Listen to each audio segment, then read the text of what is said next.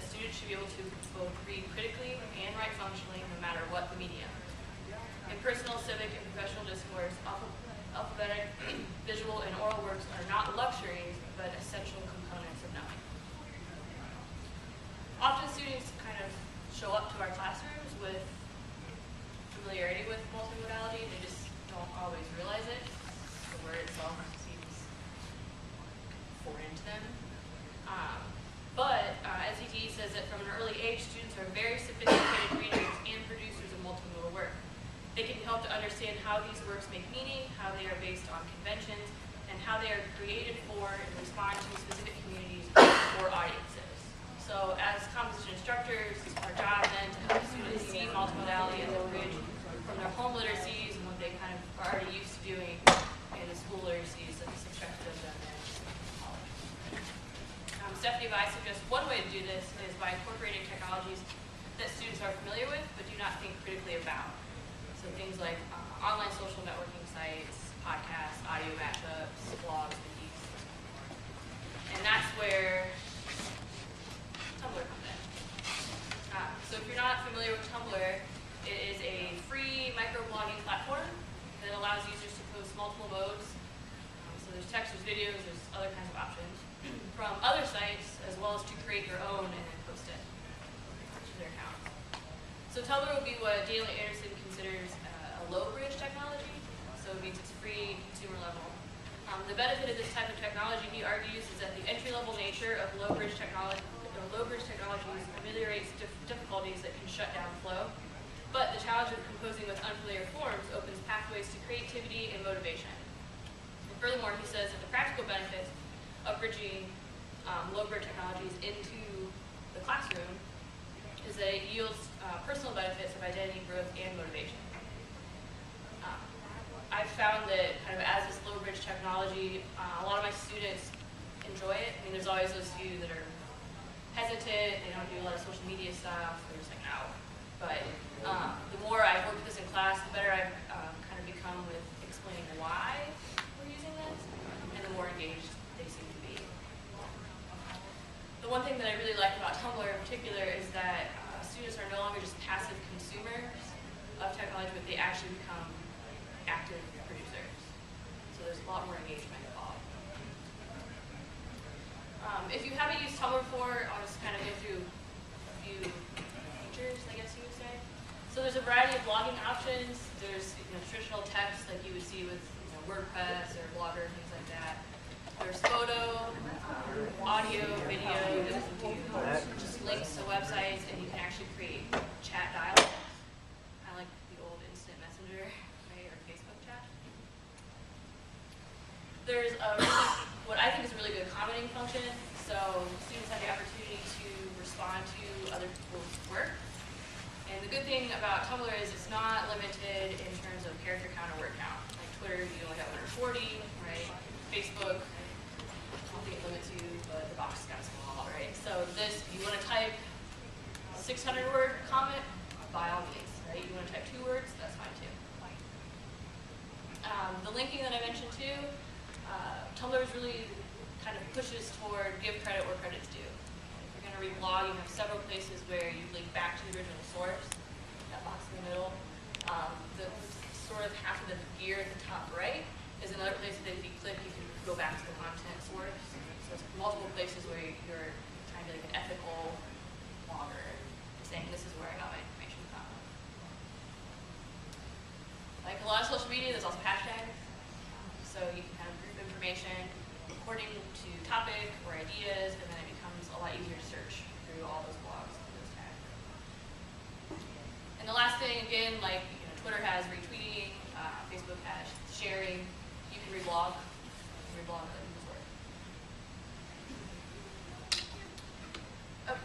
So before I get into how all of this connects to these multiliteracies, I want to talk a little bit about one of the ways that I use Tumblr in the classroom. I've done it differently. Right now I'm using it more traditionally as this first option, just sort of reading response place, more of just the blogging. But I found that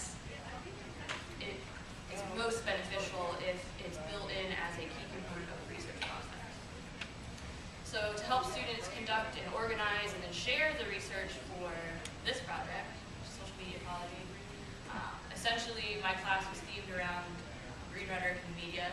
So this assignment asked them to choose what I'm calling an environmental event, like an issue or an accident or something like that.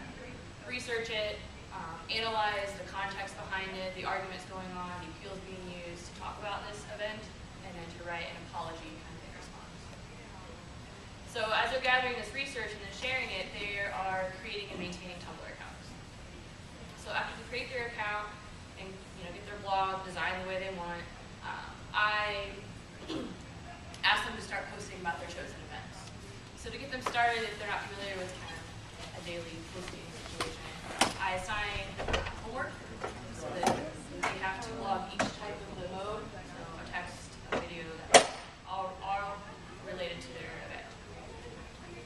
So they have to find research that fits the context of their event. They have to summarize that source, that research that they found, so they understand what's going on within it.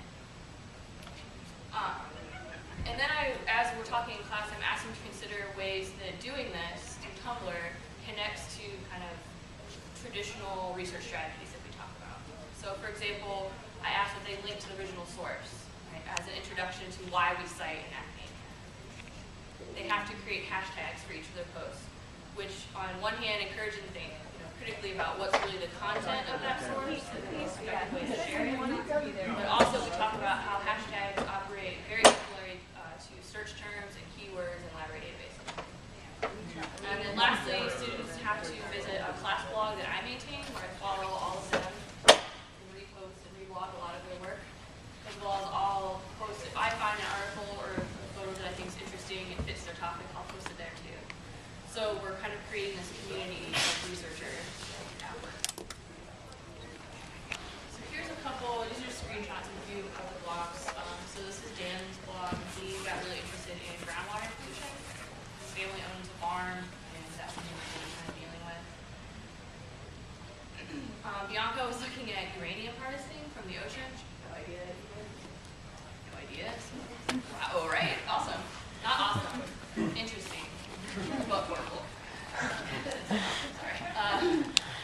Evan took a really kind of satirical and humorous approach to the Denora smog, which was a long time ago. He got really, he's a creative writer, so he got kind of really invested in his humor approach to this horrible thing.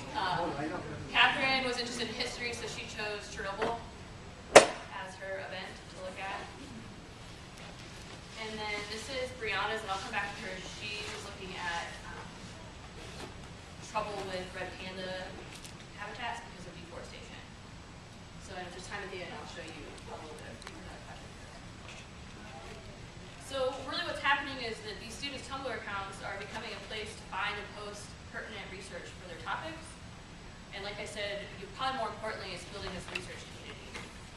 Other things that I noticed doing this, one, Tumblr challenges the traditional notions of what counts as research, so it's not just academic journal articles, because it provides space for multiple types of sources to be discovered and considered at least during the initial stages of the research process.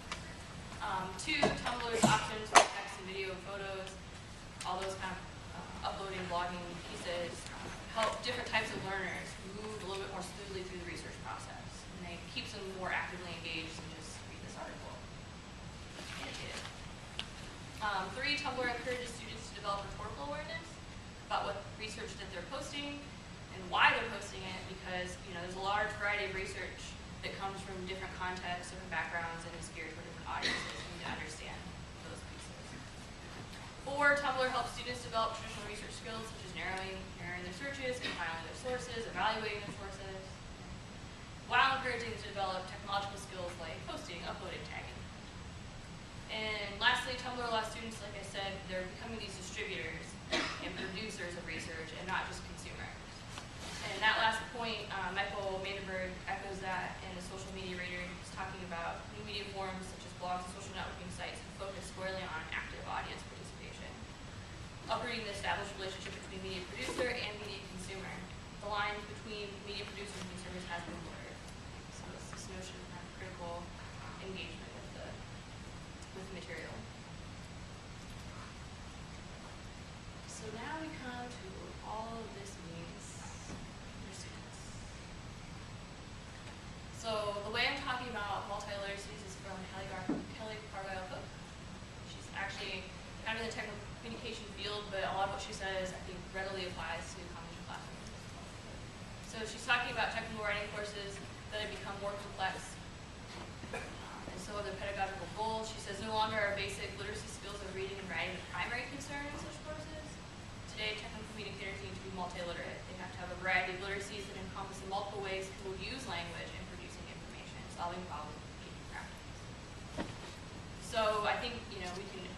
how this would work in a composition classroom, that we want our students to have those types of literacy as well.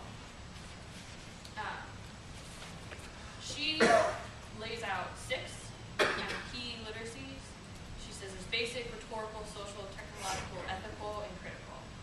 The way I see Tumblr working for this really kind of pulls out 4, rhetorical, social, technological, and critical, in terms of the research process for students.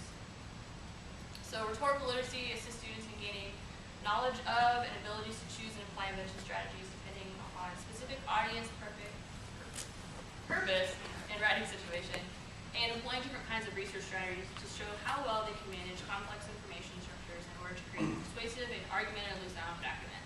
So Tumblr comes in with rhetorical literacy. They're considering audiences, context, and messages of their sources, and find, choose, and then post the most relevant sources. Consider what sources would be relevant to others' research, because they are seeing all the other events that their classmates are working on. So they're thinking beyond just themselves. Social literacy involves working effectively with others in a variety of capacities and recognizing discourse community social conventions and expectations. Students use Tumblr to share their sources either by liking, someone's, or reblogging it. They're seeing themselves as part of a larger discourse community, of researchers and their peers. So they have to learn to link properly and create relevant hashtags so that the posts meet community expectations. Technological literacy will help students develop working knowledge of technologies, used to communicate and to foster an awareness of how these technologies promote social interaction. So students are learning how to create and maintain a blogging platform, which is a kind of technological process. But they learn to be more ethical and responsible researchers because they're citing others' work, they're commenting on the usefulness and relevance of that work, they're engaging in its community. And lastly, with critical literacy, that allows students to develop an awareness of the effects of technology within human contexts and pursue reflection, critique, and action. So when they're working with their accounts, they're seeing the ways other people are using technology to share information, to present arguments, to engage with these sort of topics. And what I like the most is, I think between Tumblr and the nature of the social media apology project, a lot of them approach blogging and social media platforms as this space for advocacy. And I know I'm out of time, so I'll just end by saying the key thing I think is for Tumblr, and I would argue any other platform like this, it's don't just drop it in and then, okay, we're done. I make sure that they keep going with Tumblr into the next project where they're developing genres on their own. It's kind of a continuing building thing for them. It's not just, oh, we're going to use this for a minute, for 3 weeks, and then we're done, right? And actually, Brianna with the Red Pandas, she was in my class 2 years ago, and she still updates her account. So some of them get really, really involved. She just posted another panda picture